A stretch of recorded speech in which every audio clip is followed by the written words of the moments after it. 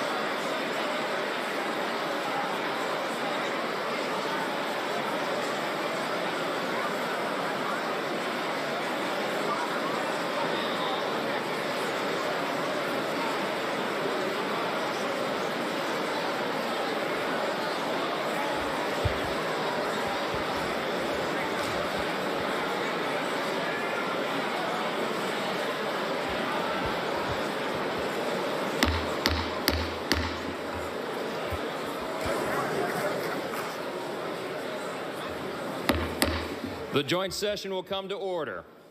The chair appoints as members of the committee on the part of the House to escort the President of the United States into the chamber. The gentleman from Louisiana, Mr. Scalise. The gentleman from Minnesota, Mr. Emmer. The gentlewoman from New York, Ms. Stefanik.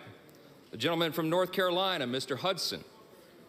The gentleman from Alabama, Mr. Palmer. The gentleman from Utah, Mr. Moore.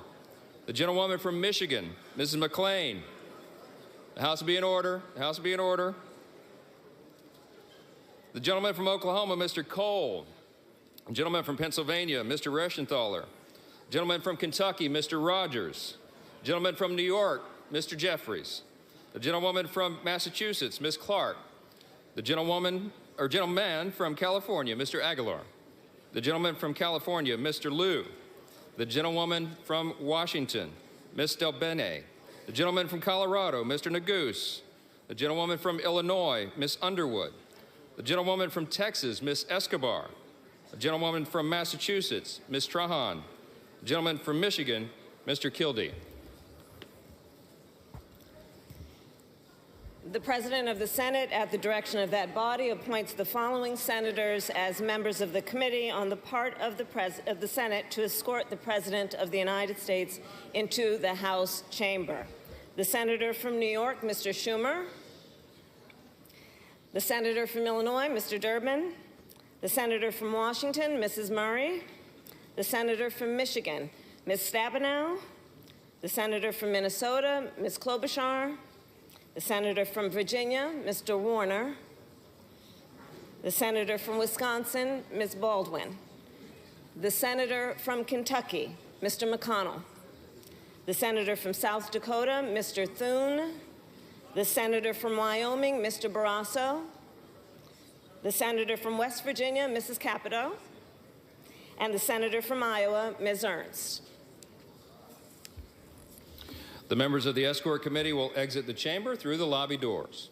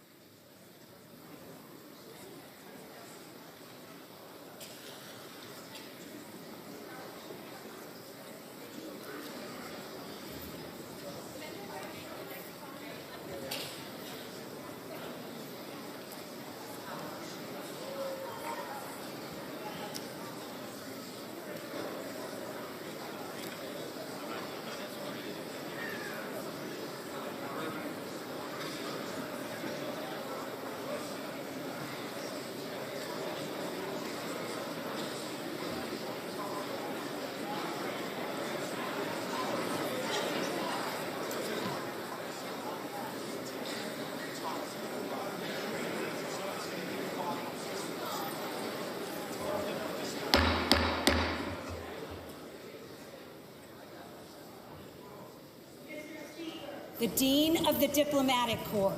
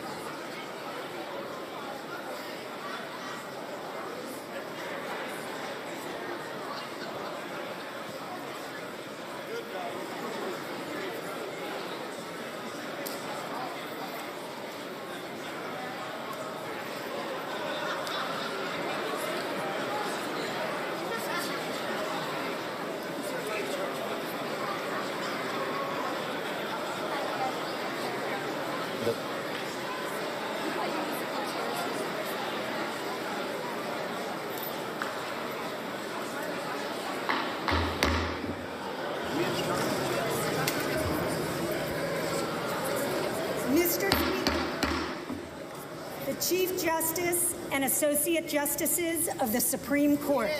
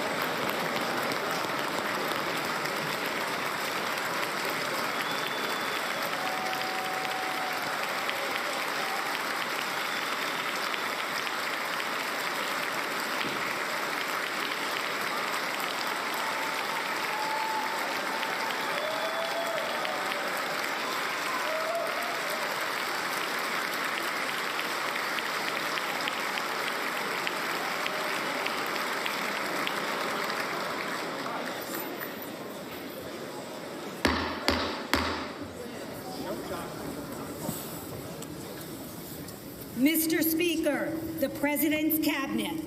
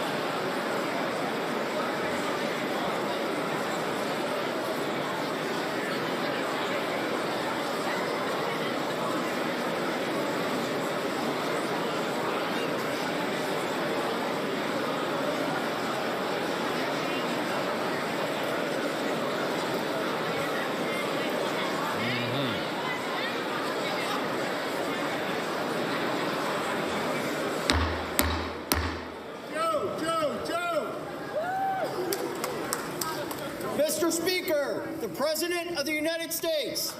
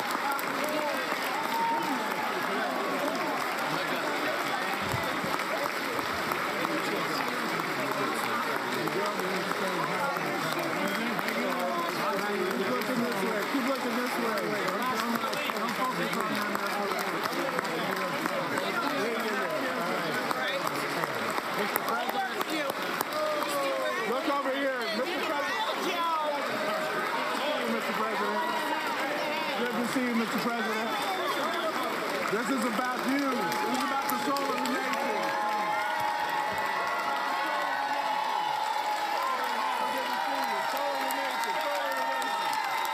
You see Barbara Lee right here. You see Barbara Lee.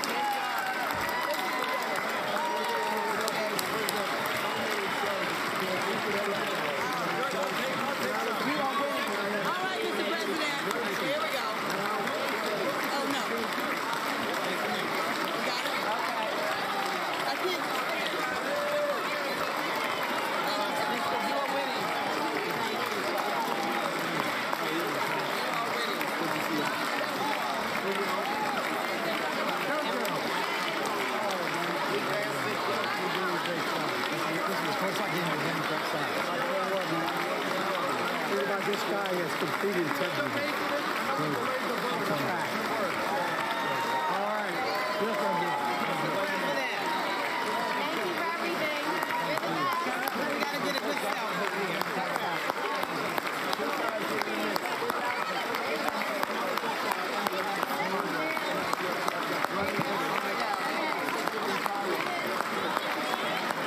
Give him how much, President? Yeah.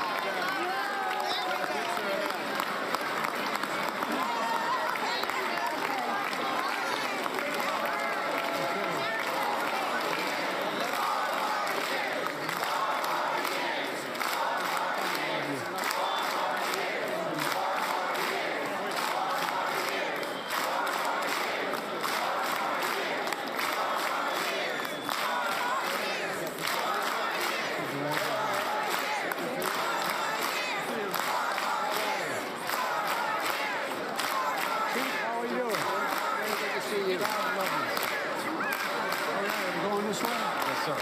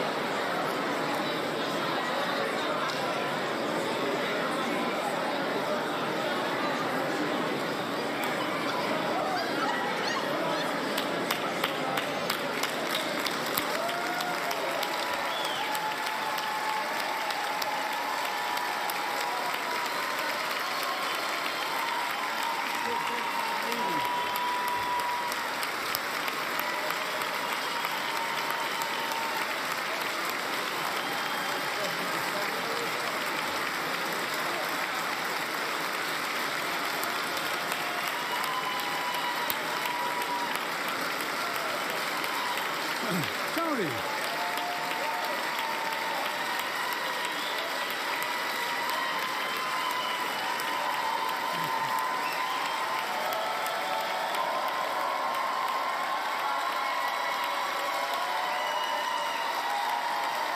Thank you.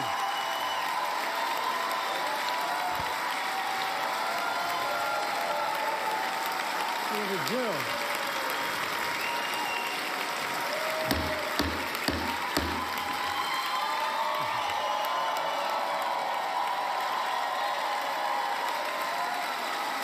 Good evening.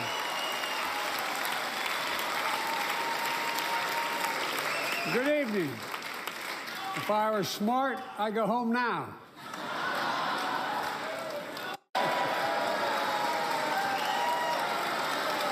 Mr. Speaker, Madam Vice President, members of Congress, my fellow Americans, in January 1941, Franklin Roosevelt came to this chamber to speak to the nation, and he said, "I address you at a moment unprecedented in the history of the Union. Hitler was on the march. War was raging in Europe. President Roosevelt's purpose was to wake up Congress and alert the American people that this was no ordinary time. Freedom and democracy were under assault in the world. Tonight, I come to this same chamber to address the nation. Now, it's we who face an unprecedented moment in the history of the Union. And yes, my purpose tonight is to wake up the Congress and alert the American people that this is no ordinary moment either. Not since President Lincoln and the Civil War have freedom and democracy been under assault at home as they are today. What makes our moment rare is that freedom and democracy are under attack both at home and overseas at the very same time. Overseas, Putin of Russia is on the march, invading Ukraine and sowing chaos throughout Europe and beyond. If anybody in this room thinks Putin will stop at Ukraine, I assure you he will not.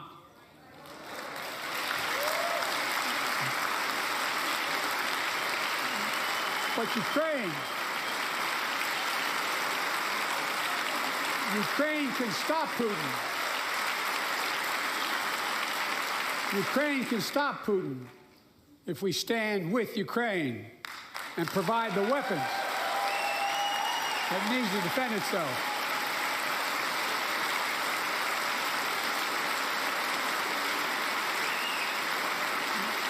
That is all. That is all Ukraine is asking. They're not asking for American soldiers. In fact, there are no American soldiers at war in Ukraine, and I'm determined to keep it that way. But now, assistance to Ukraine is being blocked by those who want to walk away from our world leadership. It wasn't long ago when a Republican president named Ronald Reagan thundered, "Mr. Gorbachev, tear down this wall."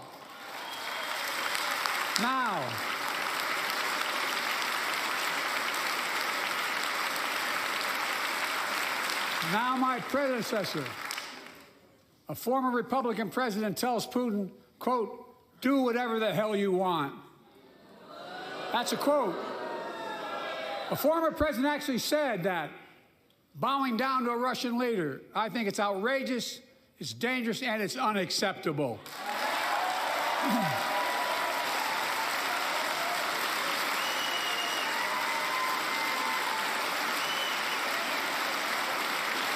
America is a founding member of NATO, the military alliance of democratic nations created after World War II to prevent war and keep the peace. And today, we've made NATO stronger than ever. We welcomed Finland to the alliance last year. And just this morning, Sweden officially joined, and their minister is here tonight. I'm going to stand up. Welcome. Welcome, welcome, welcome.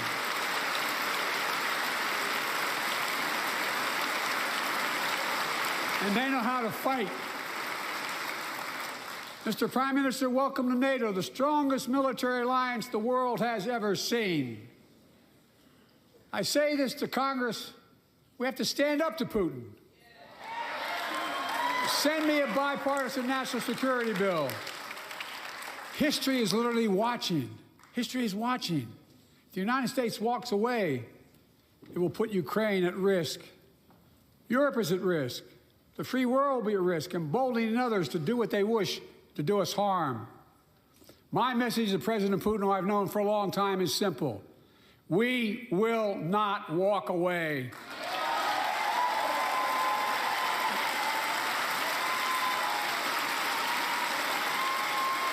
We will not bow down.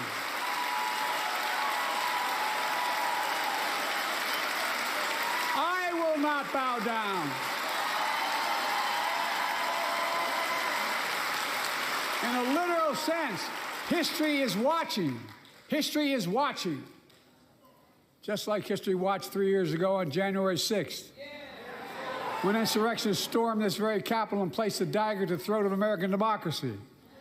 Many of you are here on that darkest of days. We all saw with our own eyes the insurrectionists were not patriots. They'd come to stop the peaceful transfer of power, to overturn the will of the people. January 6th lies about the 2020 election and the plots to steal the election posed a gravest threat to U.S. democracy since the Civil War. But they failed. America stood.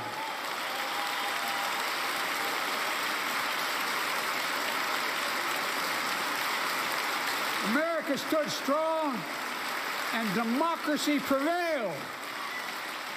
We must be honest. The threat to democracy must be defended. My predecessor and some of you here seek to bury the truth about January 6th. I will not do that. This is the moment to speak the truth and to bury the lies. Here's the simple truth. You can't love your country only when you win.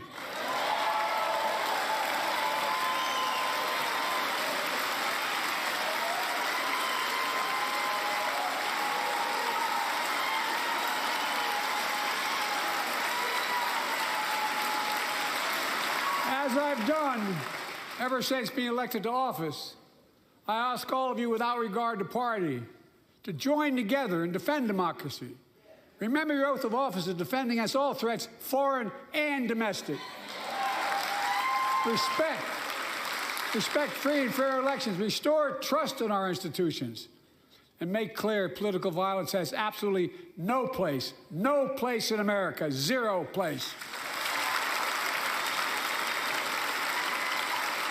Again, it's not hyperbole to suggest history is watching. We're watching. Your children and grandchildren will read about this day and what we do. History is watching another assault on freedom. Joining us tonight is Latoya Beasley, a social worker from Birmingham, Alabama. 14 months ago, she and her husband welcomed a baby girl thanks to the miracle of IVF. She scheduled treatments to have that second child, but the Alabama Supreme Court shut down IVF treatments across the state, unleashed by a Supreme Court decision overturning Roe v. Wade. She was told her dream would have to wait. What her family had got through should never have happened. Unless Congress acts, it could happen again. So tonight, let's stand up for families like hers. To my friends across the aisle, don't keep this waiting any longer. Guarantee the right to AVF. Guarantee it nationwide.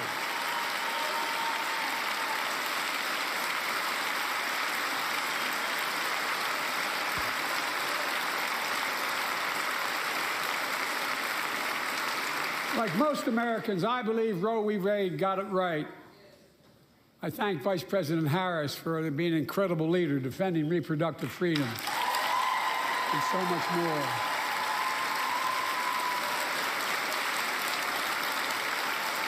Thank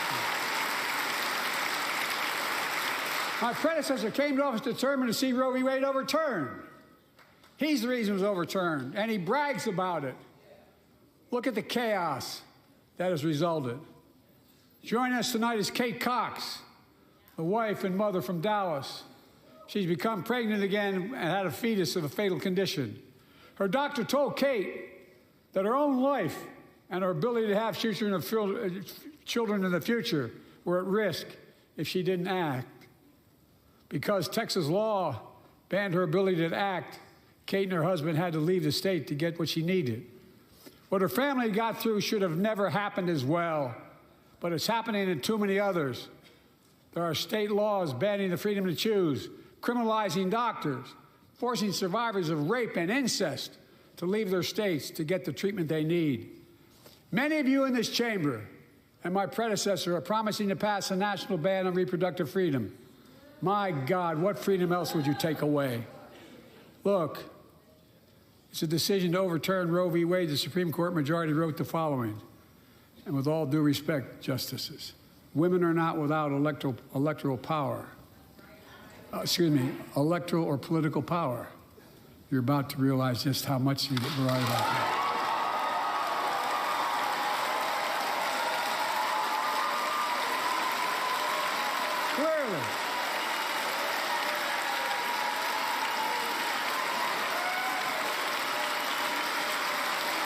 Clearly, those bragging about overturning Roe v. Wade have no clue about the power of women. But they found out when reproductive freedom was on the ballot. We won in 2022 and 2020, and we'll win again in 2024.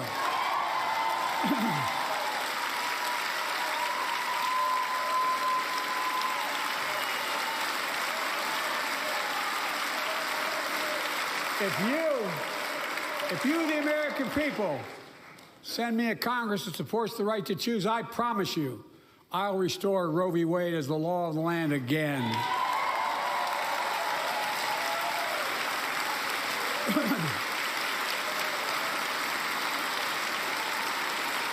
Folks,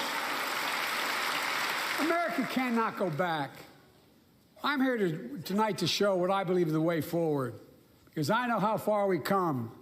4 years ago next week, before I came to office, the country was hit by the worst pandemic and the worst economic crisis in a century.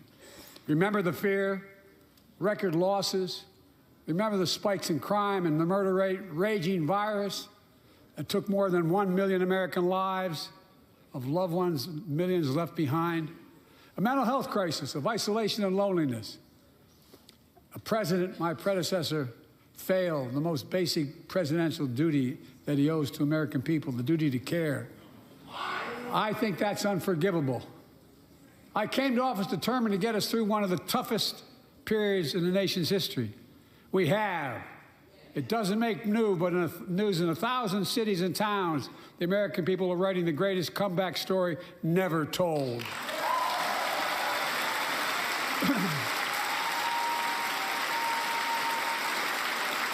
So let's tell the story here. Tell it here and now. America's comeback is building the future of American possibilities, building an economy from the middle out and the bottom up, not the top down. Investing in all America, in all Americans, to make sure everyone has a fair shot, and we leave no one behind. The pandemic no longer controls our lives. The vaccines that saved us from COVID are now being used to beat cancer, turning setback into comeback. That's what America does. That's what America does.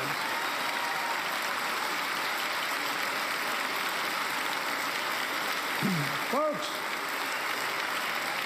my inherited economy is on the brink. Now our economy is literally the envy of the world. 15 million new jobs in just 3 years, a record, a record. Unemployment at 50-year lows. A record 16 million Americans are starting small businesses, and each one is a literal act of hope. With historic job growth and small business growth for Black and Hispanics and Asian Americans, 800,000 new manufacturing jobs in America and counting. Where is it written we can't be the manufacturing capital of the world? We are, we will. More people have health insurance today. More people have health insurance today than ever before. The racial wealth gap is as small as it's been in 20 years. Wages keep going up, inflation keeps coming down. Inflation has dropped from 9% to 3%, the lowest in the world, and tending lower.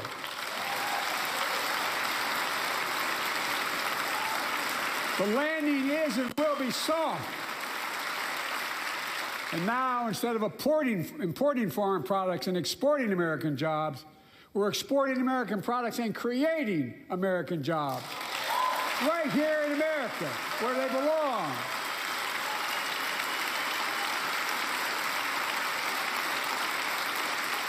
And it takes time, but the American people are beginning to feel it. Consumer studies show consumer confidence is soaring.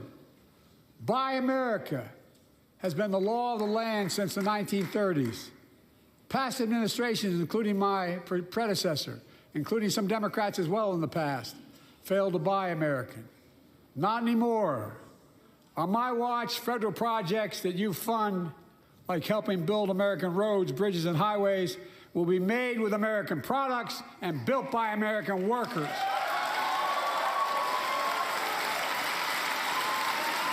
Creating good-paying American jobs.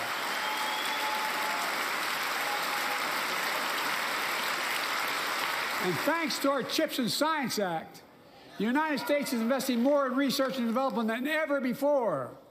During the pandemic, a shortage of semiconductors, chips, that drove up the price of everything from cell phones to automobiles. And by the way, we invented those chips right here in America. Well, instead of having to import them, private companies are now investing billions of dollars to build new chip factories here in America, creating tens of thousands of jobs. Many of those jobs paying $100,000 a year and don't require a college degree.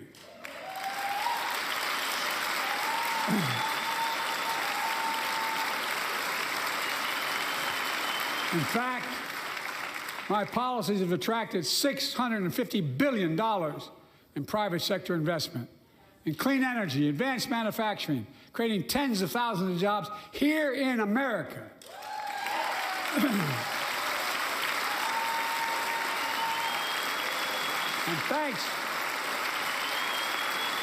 And thanks to our bipartisan infrastructure law, 46,000 new projects have been announced all across your communities.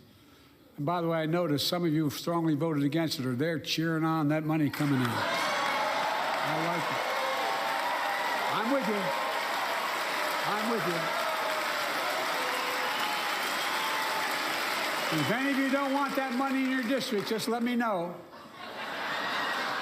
Modernizing our roads and bridges, ports and airports, public transit systems.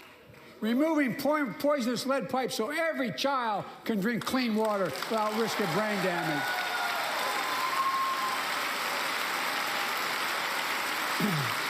Providing affordable high-speed internet for every American, no matter where you live, urban, suburban, or rural communities, in red states and blue states. Record investments in tribal communities. Because of my investment in a family farm,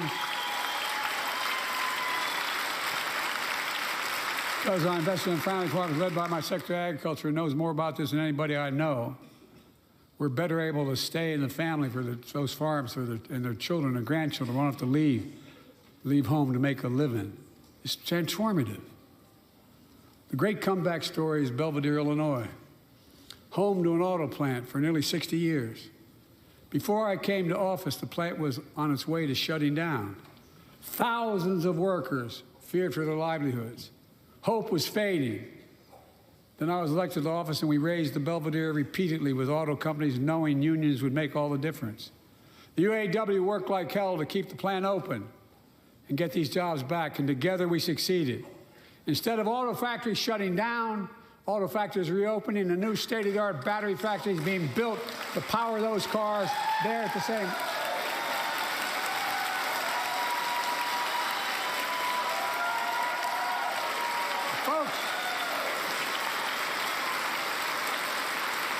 The folks of Belvedere, I say, instead of your town being left behind, your community is moving forward again.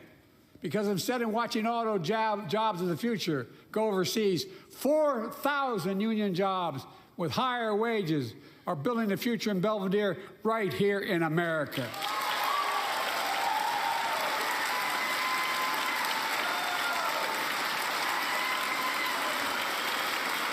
Here tonight is UAW President Shawn Fain, a great friend and a great labor leader. Shawn, where are you? Stand up.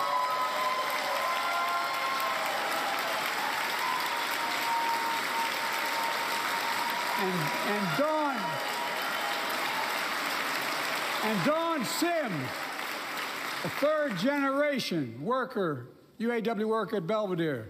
Shawn, I was proud to be the first president to stand on the picket line, and today, Dawn has a good job in her hometown, providing stability for her family and pride and dignity as well. Showing once again, Wall Street didn't build America. They're not bad guys. They didn't build it, though. The middle class built the country, and unions built the middle class.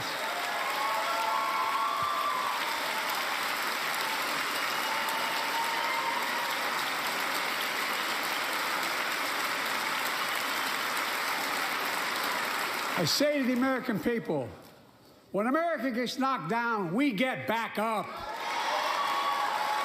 We keep going. That's America.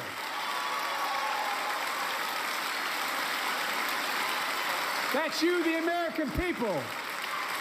It's because of you America's coming back. It's because of you our future is brighter. It's because of you that tonight we can proudly say the state of our union is strong and getting stronger.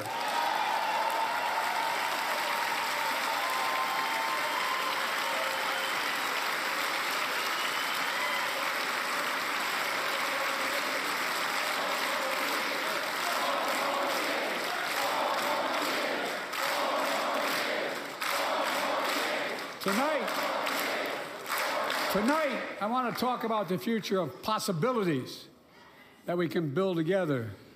A future where the days of trickle-down economics are over, and the wealthy and the biggest corporations no longer get all the tax breaks. And by the way, I understand corporations. I come from a state that has more corporations invested than every one of your states in the United States combined. And I represented it for 36 years. I'm not anti-corporation, but I grew up in a home where trickle-down economics didn't put much on my dad's kitchen table. That's why I determined to turn things around so middle class does well. When they do well, the poor go way up and the wealthy still do very well. We all do well. And there's more to do to make sure you're feeling the benefits of all we're doing. Americans pay more for prescription drugs than anywhere in the world. It's wrong, and I'm ending it.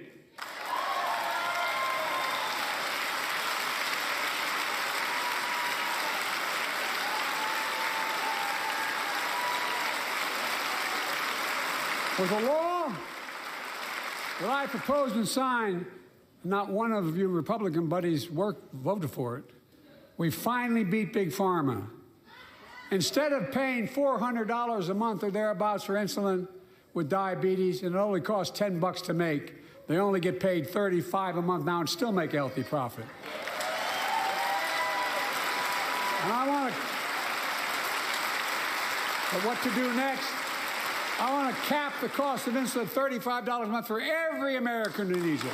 Everyone.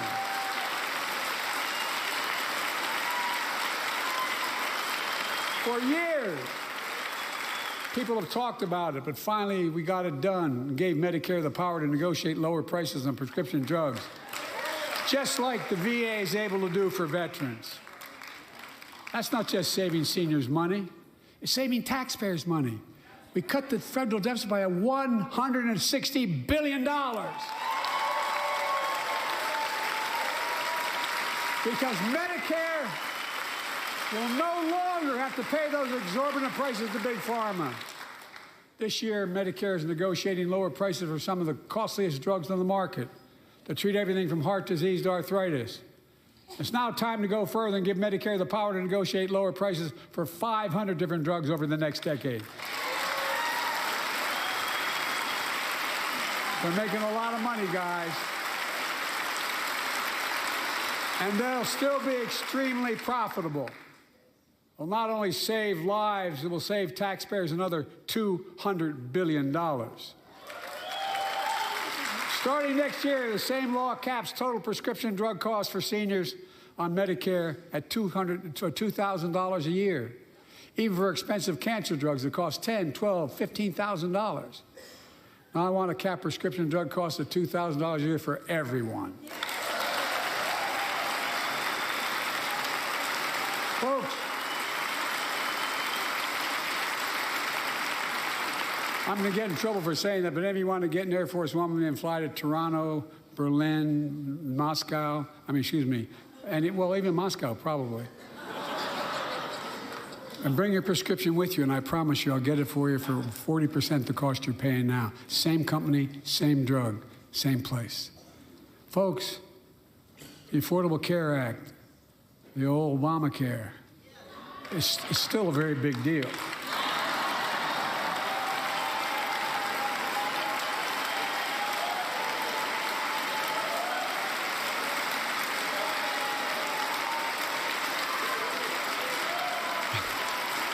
Over 100 million of you can no longer be denied health insurance because of pre-existing condition. But my predecessor, and many in this chamber, want to take this prescription drug away by repealing the Affordable Care Act. I'm not going to let that happen.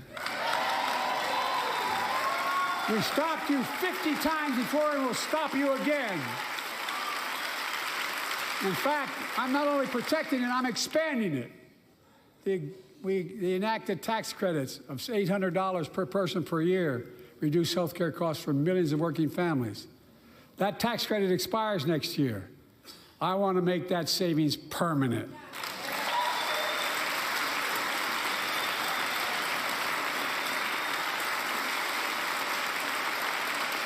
To state the obvious, women are more than half our population.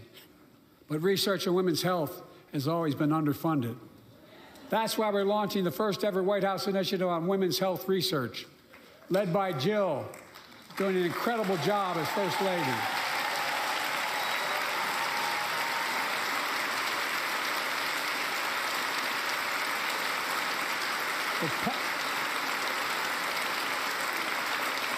We'll pass my plan for $12 billion to transfer women's health research and benefit millions of lives all across America. I know the cost of housing is so important to you. If inflation keeps coming down, mortgage rates will come down as well, and the Fed acknowledges that. But I'm not waiting. I want to provide an annual tax credit that will give Americans $400 a month for the next 2 years as mortgage rates come down, to put toward their mortgages when they buy their first home or trade up for a little more space. Just for 2 years.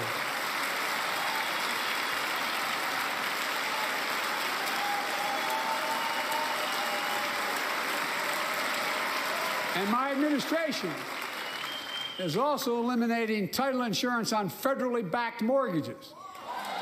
When you refinance your home, you can save $1,000 or more as a consequence. For millions of renters, we're cracking down on big landlords who use antitrust law, who break antitrust laws by price fixing and driving up rents. We've cut red tape so builders can get federally financing, which is already helping build a record 1.7 million new housing units nationwide. Now pass and build and renovate 2 million affordable homes and bring those rents down.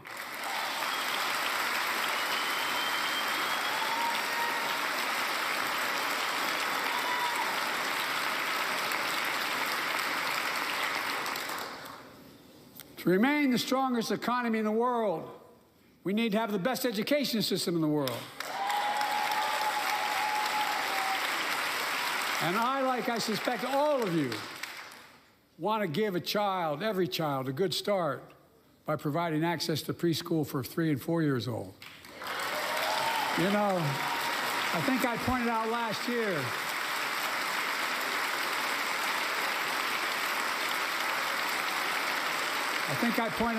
year, that children coming from broken homes where there's no books, they're not read to, not spoken to very often, start school, kindergarten or first grade, having heard 1 million fewer words spoken. Well, studies show that children who go to preschool are nearly 50% more likely to finish high school, go on to earn a 2- and 4-year degree, no matter what their background is.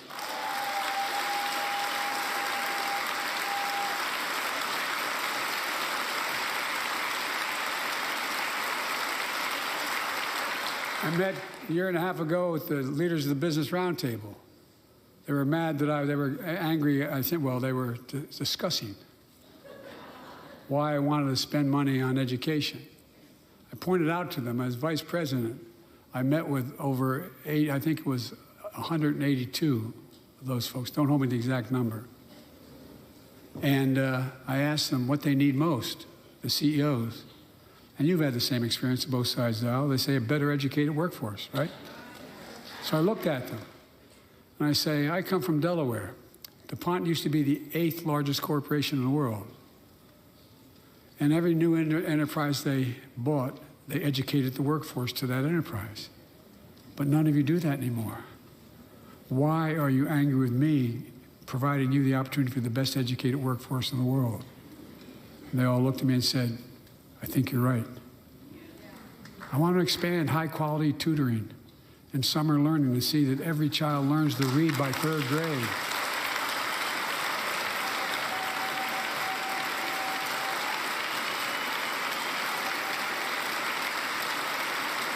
I'm also connecting local businesses and high schools so students get hands-on experience and a path to a good-paying job, whether or not they go to college. And I want to make sure that college is more affordable. Let's continue increasing the Pell Grants to working and middle-class families and increase record investments in HBCUs and minority-serving institutions, including Hispanic institutions.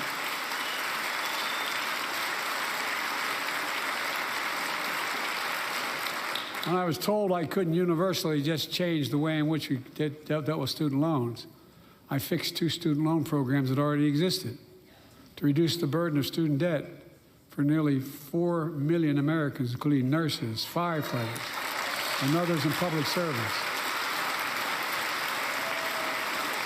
Like Keenan Jones, a public educator from Minnesota, who's here with us tonight. Keenan, where are you? Keenan, thank you. He's educated hundreds of students so they can go to college. Now he's able to help, after debt forgiveness, get his own daughter to college.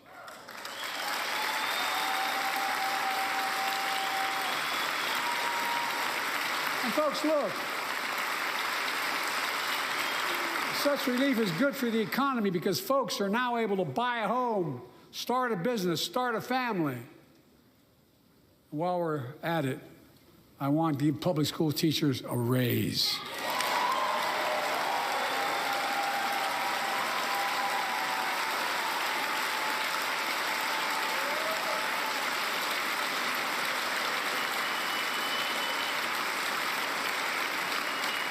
And by the way, the first couple of years, we cut the deficit. Now, let me speak to the question of fundamental fairness for all Americans. I've been delivering real results in fiscally responsible ways. We've already cut the federal deficit. We've already cut the federal deficit over $1 trillion. I signed the bipartisan deal to cut another $1 trillion in the next decade. It's my goal to cut the federal deficit another $3 trillion by making big corporations and very wealthy finally beginning to pay their fair share.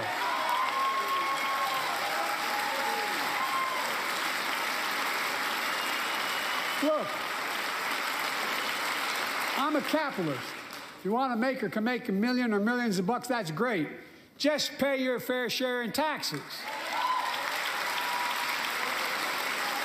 A fair tax code is how we invest things to make this country great. Healthcare, education, defense, and so much more. But here's the deal. The last administration enacted a $2 trillion tax cut, overwhelmingly benefit the top 1%, the very wealthy and the biggest corporations, and exploded the federal deficit. They added more to the national debt than any presidential term in American history. Check the numbers. Folks at home, does anybody really think the tax code is fair? No. Do you really think the wealthy and big corporations need another $2 trillion tax break? No. I sure don't. I'm going to keep fighting like hell to make it fair. Under my plan, nobody earning less than $400,000 a year will pay an additional penny in federal taxes. Nobody, not one penny. And they haven't yet. In fact, the child tax credit I passed during the pandemic cut taxes for millions of working families and cut child poverty in half. Restore that child tax credit. No child should go hungry in this country. The way to make the tax code fair is to make big corporations and the very wealthy begin to pay their fair share. Remember in 2020, 55 of the biggest companies in America made $40 billion and paid zero in federal income tax. Zero. Not anymore. Thanks to the law I wrote and we signed, big companies have to pay a minimum of 15%. But that's still less than working people pay in federal taxes. It's time to raise corporate minimum tax to at least 21%.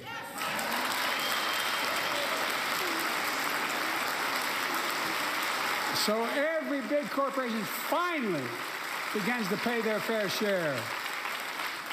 I also want to end tax breaks for big pharma, big oil, private jets, massive executive pay when it's only supposed to be $1 million that could be deducted. They can pay them $20 million if they want, but deduct $1 million. End it now. You know, there are 1,000 billionaires in America. You know what the average federal tax is for those billionaires?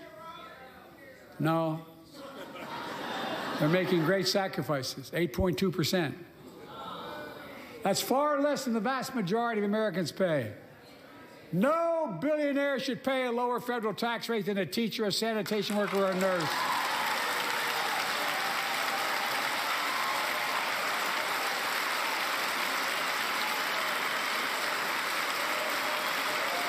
I propose a minimum tax for billionaires of 25%, just 25%. You know what that would raise? That would raise $500 billion over the next 10 years. And imagine what that could do for America. Imagine a future with affordable child care. Millions of families can get they need to go to work to help grow the economy. Imagine a future with paid leave, because no one should have to choose between working and taking care of their sick family member.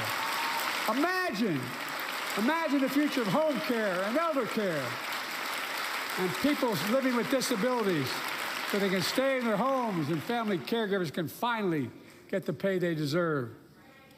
Tonight, let's all agree once again to stand up for seniors.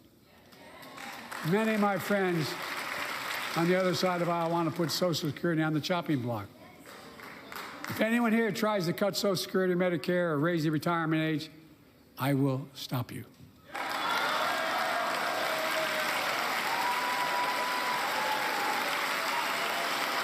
The working people who built this country pay more into Social Security than millionaires and billionaires do. It's not fair. We have two ways to go. Republicans can cut Social Security and give more tax breaks to the wealthy. That's the proposal. Oh no, you guys don't want another $2 trillion tax cut? I kind of thought that's what your plan was. Well, that's good to hear. You're not going to cut another $2 trillion for the super wealthy. That's good to hear. I'll protect and strengthen Social Security and make the wealthy pay their fair share.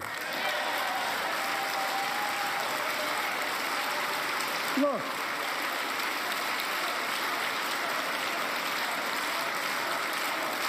too many corporations raise prices to pad their profits, charging more and more for less and less. That's why we're cracking down on corporations that engage in price gouging and deceptive pricing, from food to health care to housing. In fact, the snack companies think you won't notice if they change the size of the bag and put a hell of a lot fewer, same size bag, put fewer chips in it. No, I'm not joking. It's called shrinkflation. Pass Bobby Casey's bill and stop this. I really mean it.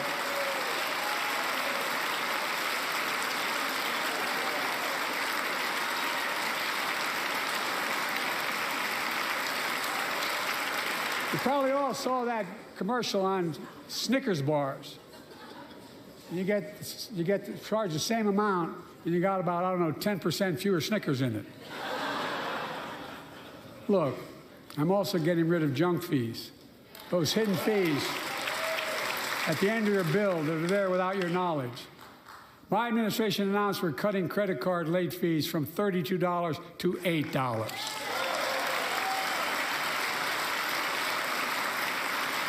Banks and credit card companies are allowed to charge what it costs them to instigate the collection. And that's more a hell of a lot like $8 and 30-some dollars. They don't like it. The credit card companies don't like it. But I'm saving American families $20 billion a year with all the junk fees I'm eliminating. Folks at home, that's why the banks are so mad. It's $20 billion in profit. I'm not stopping there. My administration has proposed rules to make cable, travel, utilities, and online ticket sellers tell you the total price up front so there are no surprises. It matters. It matters. And so does this. In November, my team began serious negotiation with a bipartisan group of senators. The result was a bipartisan bill with the toughest set of border security reforms we've ever seen. Oh, you don't think so? Oh, you don't like that bill, huh? That conservatives got together and said it was a good bill? I'll be darned. That's amazing. That bipartisan bill would hire 1,500 more security agents and officers, 100 more immigration judges to help tackle the backload of 2 million cases, 4,300 more asylum officers, and new policies so they can resolve cases in 6 months instead of 6 years now.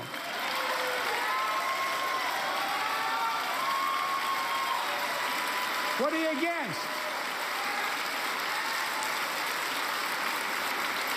100 more high-tech drug detection machines to significantly increase the ability to screen and stop vehicles smuggling fentanyl into America. That's killing thousands of children. This bill would save lives and bring order to the border. It will also give me and any new president new emergency authority to temporarily shut down the border when the number of migrants at the border is overwhelming. The Border Patrol Union has endorsed this bill. The Federal Chamber of Commerce is, yeah. You're saying low. Look at the facts. I know you know how to read.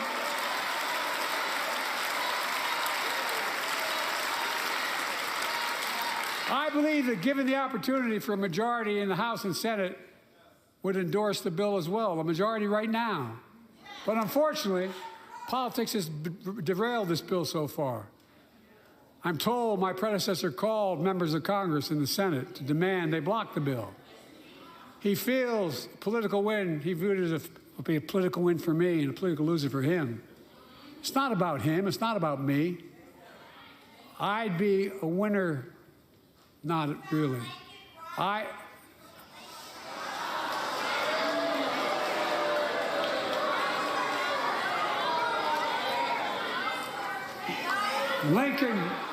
Lincoln Riley, an innocent young woman who was killed by an illegal.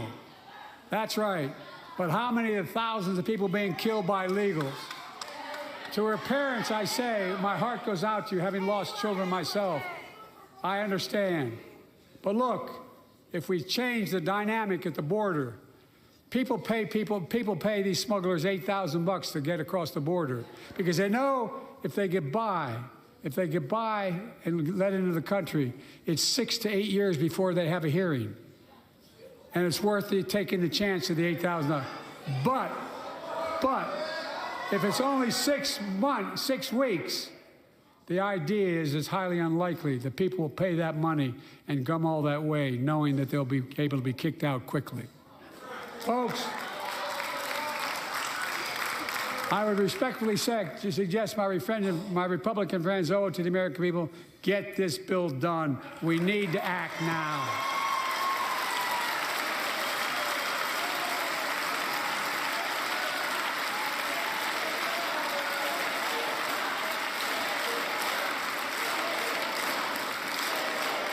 And if my predecessor is watching, instead of paying politics and pressuring members of Congress to block the bill, join me in telling the Congress to pass it. We can do it together. But that's what here's what he will not do. I will not demonize immigrants saying they are poison in the blood of our country. I will not separate families. I will not ban people because of their faith. Unlike my predecessor on my first day in office, I introduced a comprehensive bill to fix our immigration system. Take a look at it. It has all these and more. Secure the border.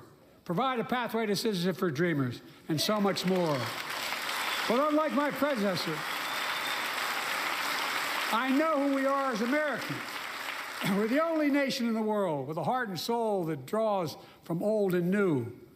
Home to Native Americans, whose ancestors have been here for thousands of years. Home to people of from every place on earth. They came freely. Some came in chains. Some came when famine struck, like my ancestral family in Ireland. Some to flee persecution, to chase dreams that are impossible anywhere but here in America. That's America. And we all come from somewhere, but we're all Americans.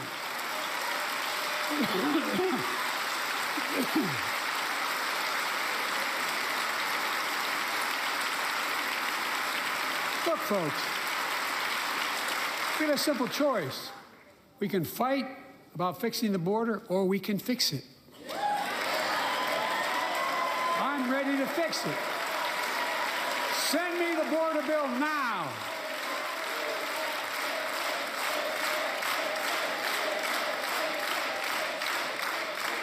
A transformational moment in history happened 59 years ago today in Selma, Alabama. Hundreds of foot soldiers for justice marched across the Edmund Pettus Bridge, named after the Grand Dragon of the Ku Klux Klan, to claim their fundamental right to vote. They were beaten, they were bloody, and left for dead. Our late friend and former colleague, John Lewis, was on that march. We miss him.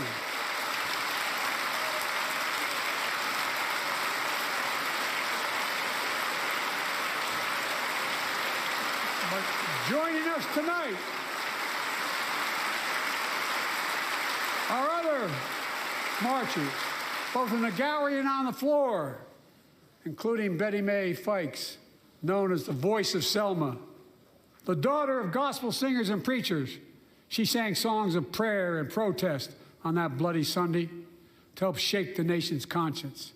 5 months later, the Voting Rights Act passed and was signed into law.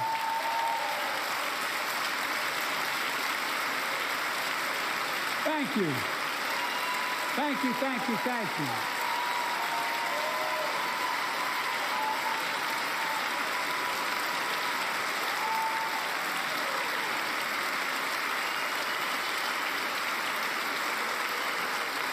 But 59 years later, there are forces taking us back in time.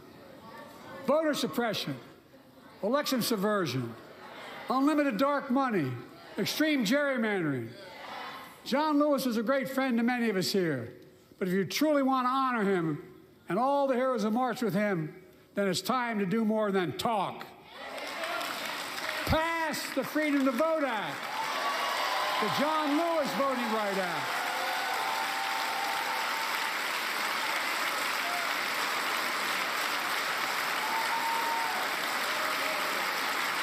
And stop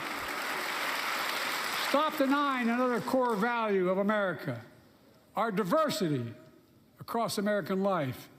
Banning books, it's wrong. Instead of erasing history, let's make history. I want to protect fundamental rights. Pass the Equality Act. And my message to transgender Americans, I have your back. Pass the PRO Act for workers' rights. Raise the federal minimum wage, because every worker has a right to a decent living, more than $7 an hour. We're also making history by confronting the climate crisis, not denying it. I don't think any of you think there's no longer a climate crisis. At least I hope you don't. I'm taking the most significant action ever on climate in the history of the world. I'm cutting our carbon emissions in half by 2030, creating tens of thousands of clean energy jobs, like the IBEW work is building and installing 500,000 electric vehicle charging stations. Conserving 30% of America's lands and waters by 2030. And taking action on environmental justice, fence line communities smothered by the legacy of pollution. And patterned after the Peace Corps and AmeriCorps, I launched the Climate Corps to put 20,000 young people to work in the forefront of our clean energy future. I'll triple that number in a decade.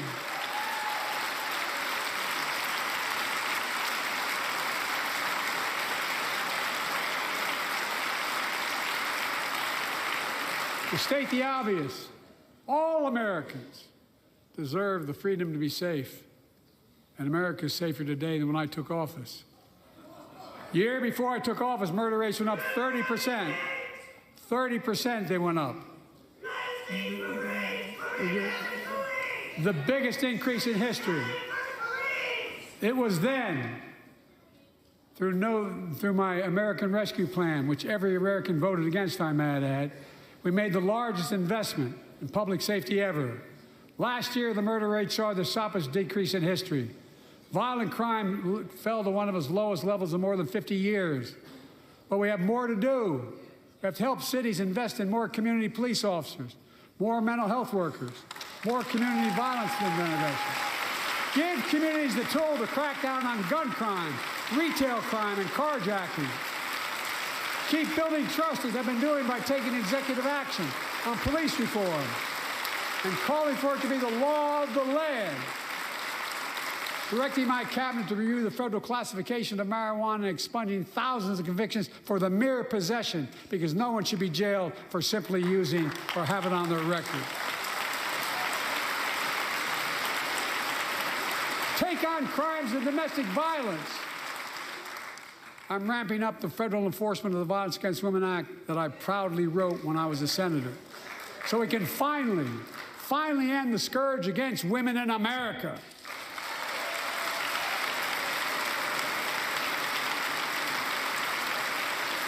There are other kinds of violence I want to stop. With us tonight is Jasmine, whose 9-year-old sister Jackie was murdered with 21 classmates and teachers in an elementary school in Uvalde, Texas. Very soon after that happened, Jill and I went to Uvalde for a couple of days. We spent hours and hours with each of the families. We heard their message, so everyone in this room, in this chamber, could hear the same message. The constant refrain, and I was there for hours meeting with every family. They said, do something. Do something. Well, I did do something by establishing the first ever Office of Gun Violence Prevention in the White House, that the Vice President is leading the charge. Thank you for doing it. Meanwhile,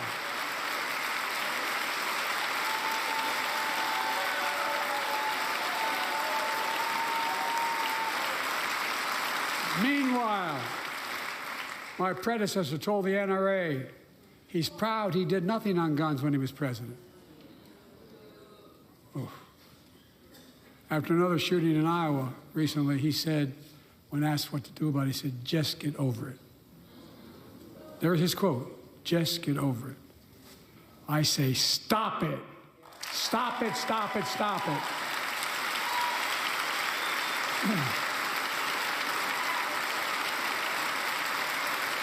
I'm proud we beat the NRA when I signed the most significant gun safety law in nearly 30 years because of this Congress. We now must beat the NRA again. I'm demanding a ban on assault weapons and high-capacity magazines. Pass universal background checks. None of this. I taught the Second Amendment for 12 years. None of this violates the Second Amendment or vilifies responsible gun owners. You know, as we manage challenges at home, we're also managing crises abroad, including in the Middle East. I know the last 5 months have been gut-wrenching for so many people, for the Israeli people, for the Palestinian people, and so many here in America. This crisis began on October 7th with a massacre by a terrorist group called Hamas, as you all know. 1,200 innocent people, women and girls, men and boys, slaughtered after enduring sexual violence. The deadliest day for the Jewish people since the Holocaust. And 250 hostages taken. Here in this chamber tonight are families whose loved ones are still being held by Hamas. I pledge to all the families that we will not rest until we bring every one of your loved ones home. We also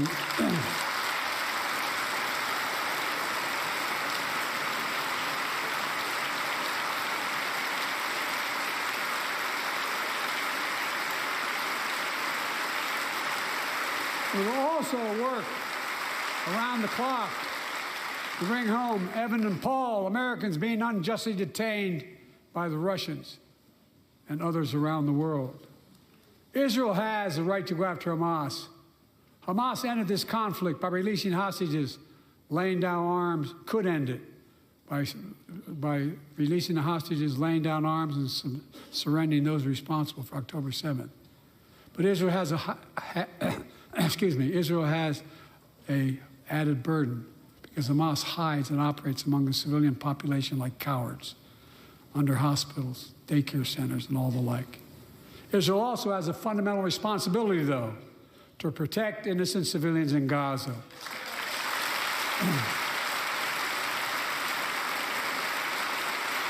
This war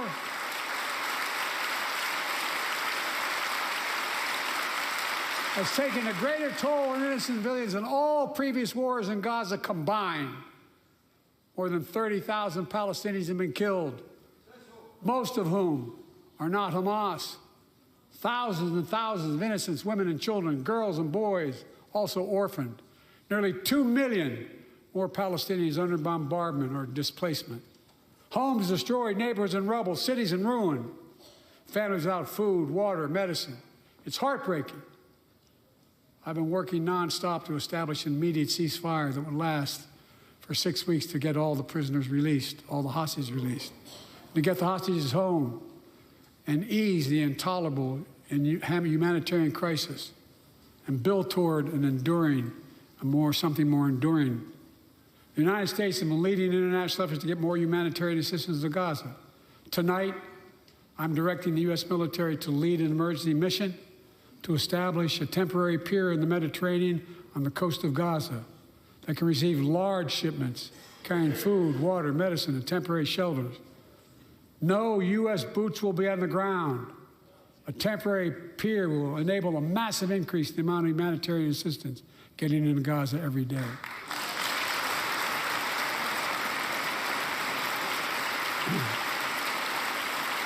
And Israel must do its part. Israel must allow more aid into Gaza to ensure humanitarian workers aren't caught in the crossfire. And they're announcing they're going to have a crossing in northern Gaza. For the leadership of Israel, I say this: humanitarian assistance cannot be a secondary consideration or a bargaining chip. Protecting and saving innocent lives has to be a priority. As we look to the future, the only real solution to the situation is a two-state solution over time.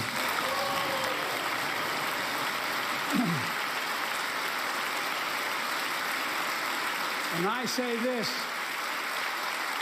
as a lifelong supporter of Israel. My entire career, no one has a stronger record with Israel than I do. I challenge any of you here. I'm the only American president of Israel in wartime. But there is no other path that guarantees Israel's security and democracy. There is no other path that guarantees Palestinians can live in peace with peace and dignity. And there's no other path that guarantees peace between Israel and all of its neighbors, including Saudi Arabia, with whom I'm talking. Creating stability in the Middle East also means containing the threat posed by Iran. That's why I built a coalition of more than a dozen countries to defend international shipping and freedom of navigation in the Red Sea. I've ordered strikes to degrade the Houthi capability and defend U.S. forces in the region. As Commander-in-Chief, I will not hesitate to direct further measures to protect our people and our military personnel.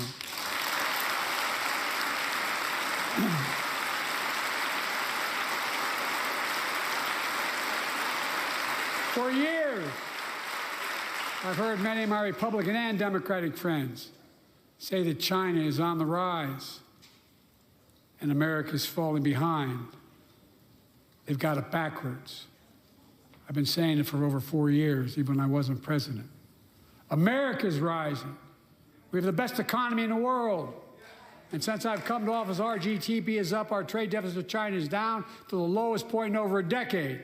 And we're standing up against China's unfair economic practices. We're standing up for peace and stability across the Taiwan Straits. I've revitalized our partnership and alliance in the Pacific. India, Australia, Japan, South Korea, the Pacific Islands. I've made sure that the most advanced American technologies can't be used in China, not allowing to trade them there. Frankly, for all this tough talk on China, it never occurred to my predecessor to do any of that. I want competition with China, not conflict. And we're in a stronger position to win the conflict of the 21st century against China than anyone else, for that matter, than any time as well. Here at home, I've signed over 400 bipartisan bills, but there's more to pass my unity agenda. Strengthen penalties on fentanyl trafficking. You don't want to do that, huh? Pass bipartisan privacy legislation to protect our children online. Harness the promise of AI to protect us from peril. Ban AI voice impersonations and more. And keep our truly sacred obligation to train and equip those we send into harm's way and care for them and their families when they come home and when they don't.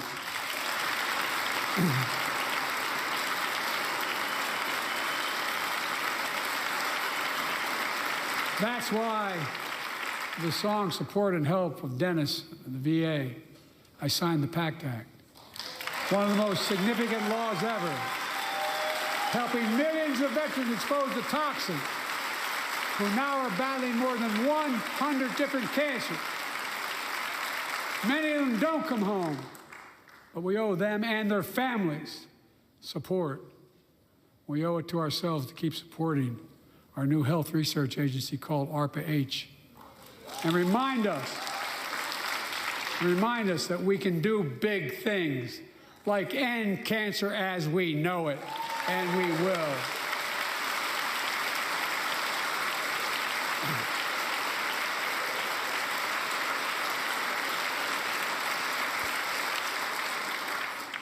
Let me close with this. Yay.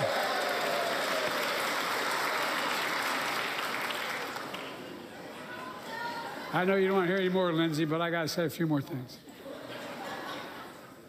I know it may not look like it, but I've been around a while. When you get to be my age, certain things become clearer than ever. I know the American story. Again and again, I've seen the contest between competing forces in the battle for the soul of our nation, between those who want to pull America back to the past and those who want to move America into the future. My lifetime has taught me to embrace freedom and democracy, a future based on core values that have defined America: honesty, decency, dignity, equality, to respect everyone, to give everyone a fair shot, to give hate no safe harbor. Now, other people my age see it differently.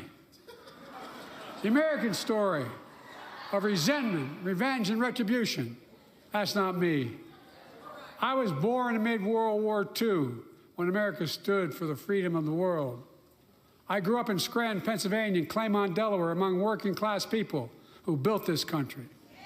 I watched in horror as two of my heroes, like many of you did, Dr. King and Bobby Kennedy, were assassinated.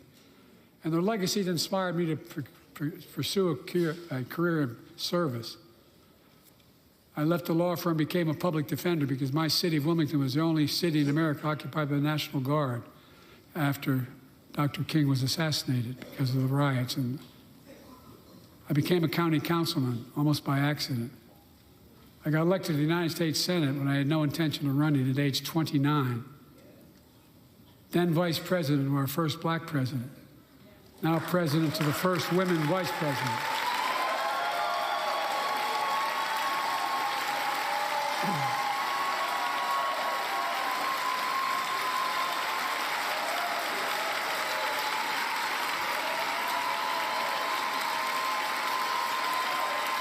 In my career, I've been told I was too young. By the way, they didn't let me on the Senate elevators for votes sometimes. Not a joke. And I've been told I'm too old. Whether young or old, I've always known what endures. I've known our North Star. The very idea of America is that we're all created equal and deserves to be treated equally throughout our lives. We've never fully lived up to that idea, but we've never walked away from it either. And I won't walk away from it now. I'm optimistic. I really am. I'm optimistic, Nancy.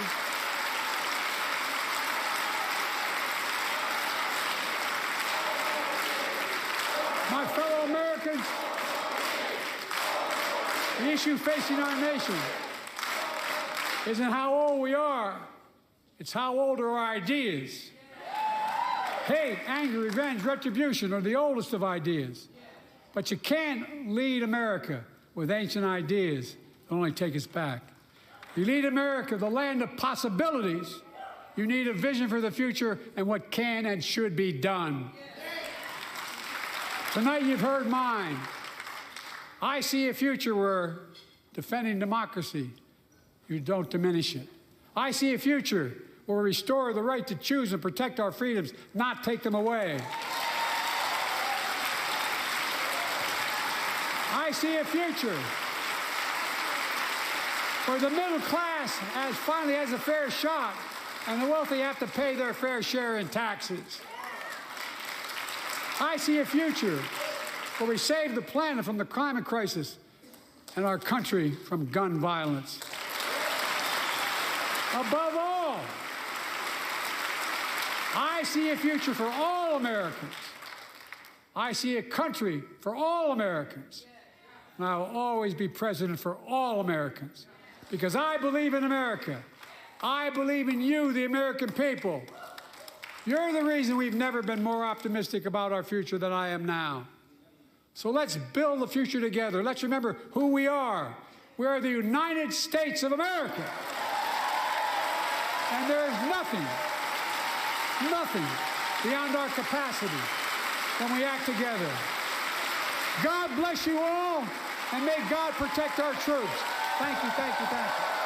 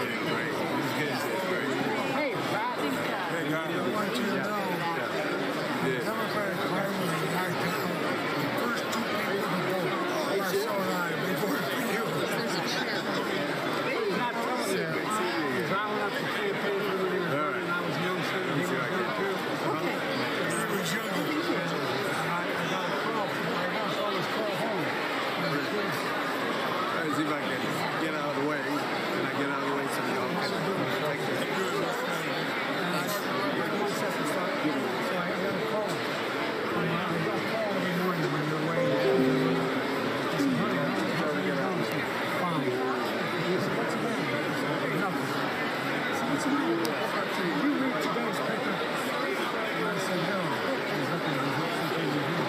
I said, they don't have many things in the news. It's the headline, top of the polls, Biden, poorest man in Congress. Is that true? Is that true? Like I was cheating on somebody. I was coming to make the second course. But you didn't. President. Thank you, Molly Strong. Thank you so much. By the way, until it's all done, don't say that. No, I mean, Big sushi. Give that aid to Israel, also security. This way, ma'am. This way. I actually wanted to go that way so I could say hello to the camera. No, these chairs right there. I'll be there in 2 weeks. I have my team over there. I know. Mr. President, great job tonight. Fantastic. Thank you very much. Appreciate it. You're not going to repart. Thanks for coming out.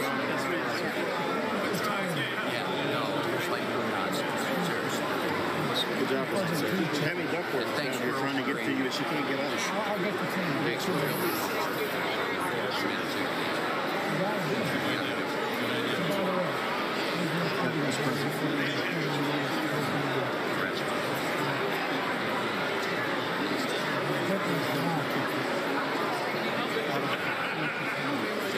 It's going to turn around.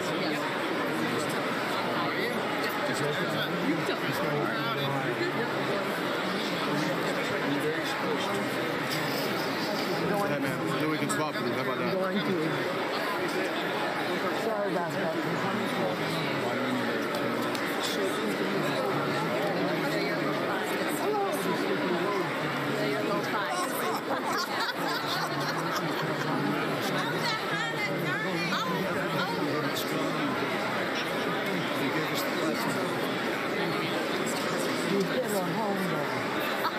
I know I did if she says it. I know that happened.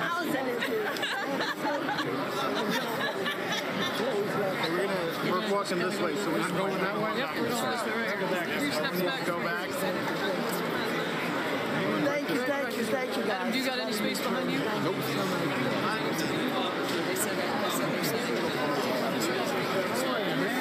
We're going to see you for the first debate in my district.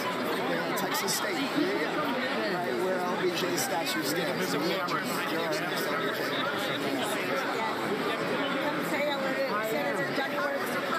She and I led the House version of the Senate bill on our behalf.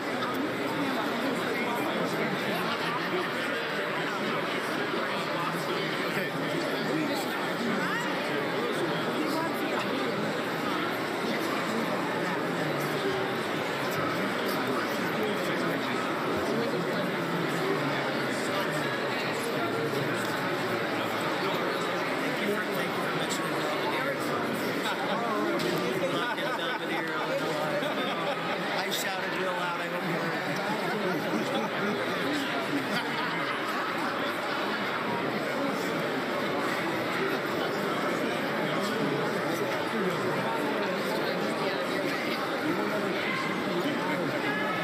There you go.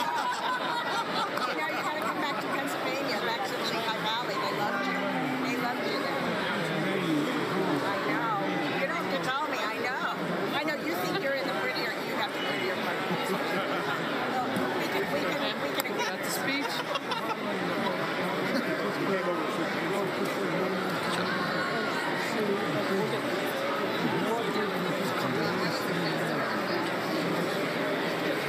right. You knocked it out of the park. Knocked around. I don't want to get in front of them. The best ever. That's really good. Mr. President, you brought the Irish fire tonight. We appreciate it, sir. You know, Proud of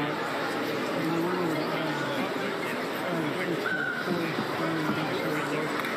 I spoke I was there, Mr. President. It was incredible.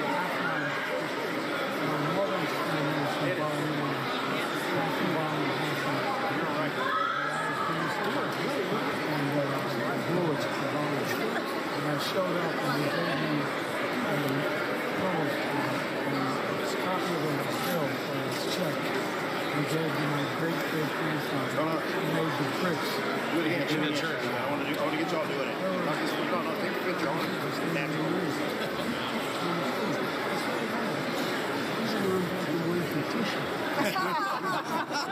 We're gonna get you to the Indy 500.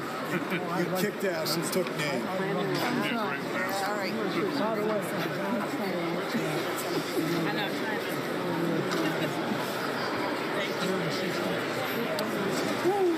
I bet that truck is come on.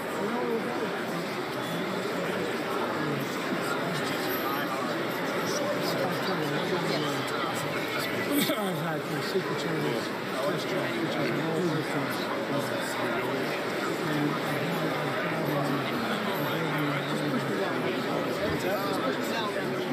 You're on my way.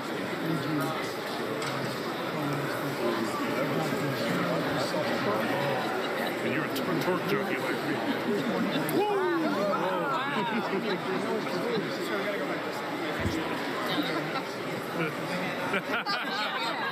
He's afraid of to get in the car. Oh, yeah, it's your BFF. If I can get him to listen. Can I get a picture of the senator and me on our... No, not... You're not going to hold it. We're getting... We got it. We got it. This is right here. This is our IVF. All right. For IVF and reproductive freedom. Thank you. Thank you. Got it over to you.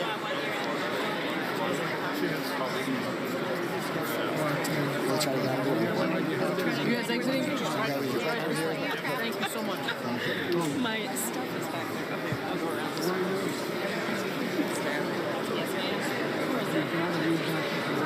Can you take this? Yes. How are you, ma'am? I saw you earlier. How's everything going? Yeah, good.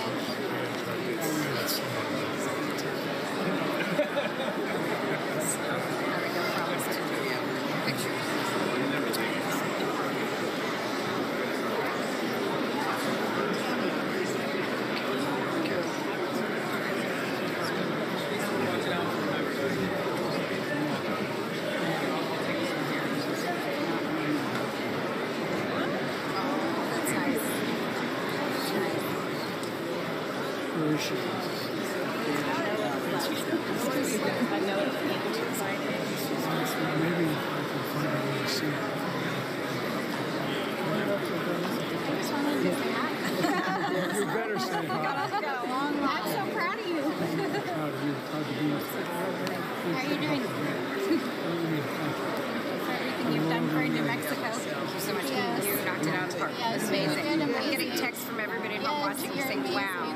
Jumping up and down. My mom jumping up and down saying, phenomenal. In Houston, Texas. Yes, sir. We got Miss. Really? Okay. He's going to take her number? Yeah, that would be amazing. That would be amazing.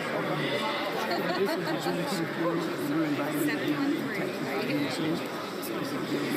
Make a congressman outside. Deborah?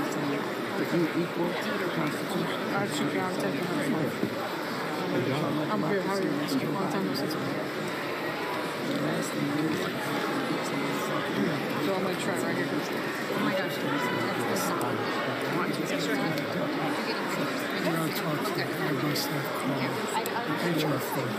Yes, sir. HR 40. Great. Thank you, man. You kidding? Congresswoman, should we take a photo right here?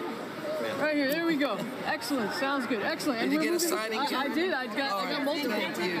Thank you. Excellent. We appreciate you. I'm out of your life and out of your world. Right this way. Thank you. I have stuff back here that I have to do. Right, I think around is probably best. It's a great picture for governor. For the governor's day.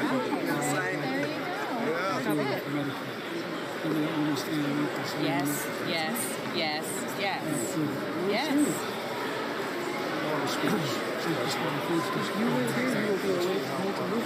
Yes. Okay. Yes. Perfect. I'm happy to do my part. I was in Kiev 2 Saturdays. You gave a very strong message. Right on. You got to get this done.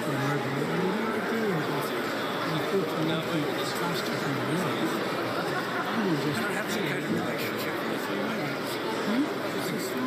I talked to Ron last night. He said Chinese are The world's watching. Seminal moment in American world history right now. I agree, and I want to joke and say history's watching. We're going to write about this one. I don't mean my speech. I mean this No, they'll write about that speech. They're going to write about the speech. Good to see you. Dave Amo from Rhode Island. Good I'll to be see here. I didn't get you guys up. I was happy you're here, little man. Good to be here. Congressman, if you go to the aisle. My 12-year-old referred to you as her BFF. I sent a photo and she said, oh, it's my BFF. Do me a favor. She said, don't forget to tell him he invited me to the White House. Well, I did. You did. Oh, I know. Okay, who do I talk to? You got a number? Yes, sir. This is the day you're going away. Yes, sir. If you guys are trying to get Yeah, well, my kids are pretty lovely. You probably like her. I love the give and take you gave with her friends across the aisle there.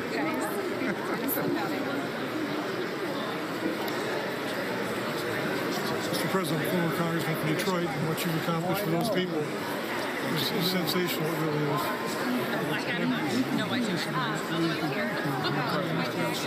You're doing it.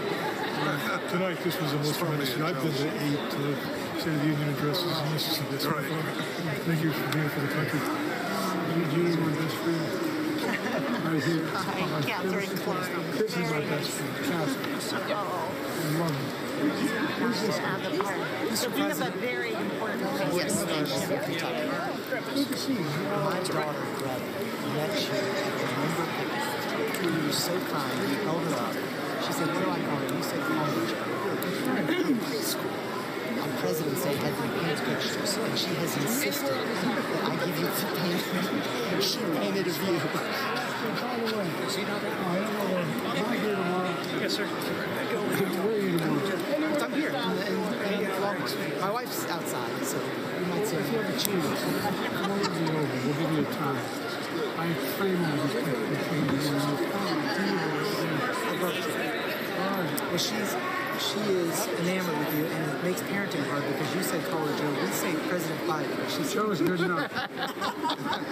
Okay, so give me your time. Yes, sir. and I put on the back. The information's on that. Thank you. Mr. President, you kicked ass. That was so fantastic. You It simply was. Yeah, you're good, Admiral Faye. I got you. I know you are, ma'am. And no tails apart. Put on those glasses. Harry Truman said, he said, give them hell. Harry says, I'm not giving them hell. I'm just telling the truth. They think it's hell. That's exactly right. They don't like to hear it. Mr. President, you were fantastic. Thank you so much. Michigan loves you so much, Mr. President. We're excited to have you there as much as you I am want. holding up everybody here. Mr. President, thank you very much. I'm so sorry to see you guys waiting. By the way, all kidding aside, this is Dave's article. I mean, really, truly, you think about it. They tell us it was cheap all the time. You're the finest fighting force in the history of the world. I don't think the history of the world. No one, excuse my expression, is a patch on my back because of you. I really mean it. Think of what you do. Everywhere I go, and some of you have been to these international meetings I go to, the CEO, the president pulled me aside and goes, you gotta stay with us. We need you not to. Our democracy is the best we can out with. There's so much at stake if we lose it. I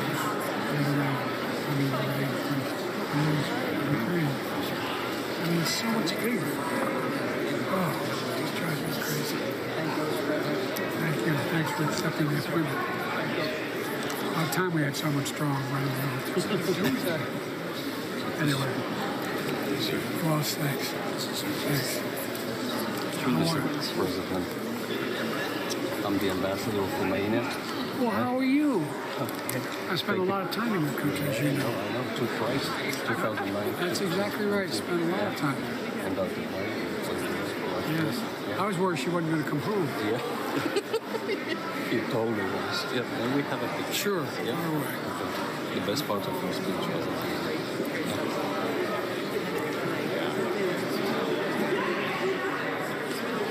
Thank you. Thank you, sir. Sir. Thank you. Very nice to see you, sir. Thank you. I keep telling this guy, go work in his pecs.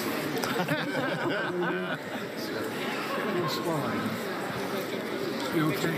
Doing good. You need it. No, doing good. Am I going? Which way am I going? Right here. Right here. Which way am I going? And then right this way. We're going to go up right there. Okay, well, I'll tell you what. Give this to my assistant and then he will call and see. We're just going to follow the Sergeant of Arms this way, sir. Now we've got one. Yep. Congressman Frank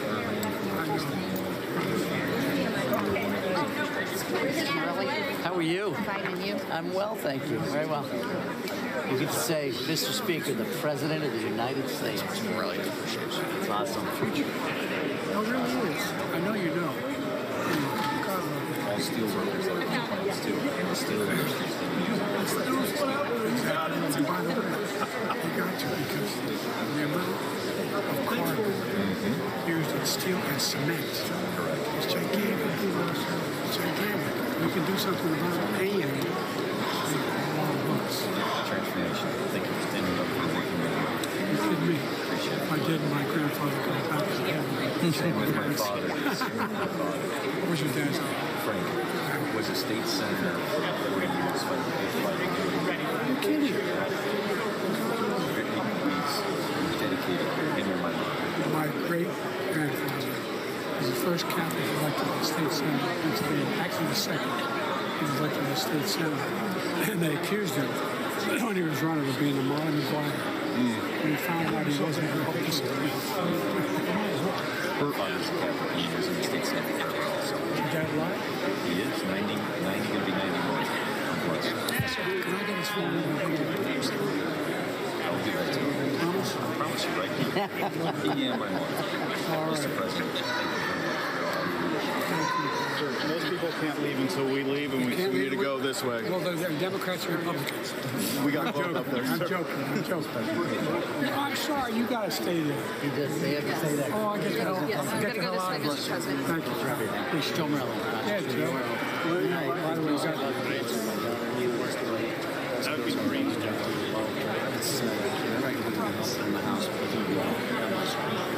By the way, we got some funding. I know we did. I know. We're excited about you. You have no idea. Regional tech folks, man. I talk about you all the time. You have no idea. You're going to do great You're things. to scare the Atlas Club. I know. You went to school in Syracuse. That's We right. know that. We know. Thank you, Mr. All right, President. we're going to follow the Sergeant of Arms. Yep. Mr. President. I heard he said Thank you for standing so much. I appreciate it. Anytime. It made me feel good. I knew I was in your line of sight, so I was like, You really were. I was ready. I was You got some eyes, kid. Thank you. This way. She's right here. thanks for all the goodies. How are you, Mr. This is President? one of the big Great speech. Really nice. I was telling the secretary, I was in Jordan and Israel this weekend, and we just, we got to keep pushing what you're doing on the humanitarian stuff and all this stuff. So, I told Baby, so many people. I said, Baby, you know I should come. Sure, just. Hot mic, oh, good. That was good. we'll see you, Mr. President. So good. Thanks, man. Talk to you tomorrow. Mr. President, great job. Thank you for standing up, making me feel good. Right? No, great. Fantastic. It's game time now. Okay.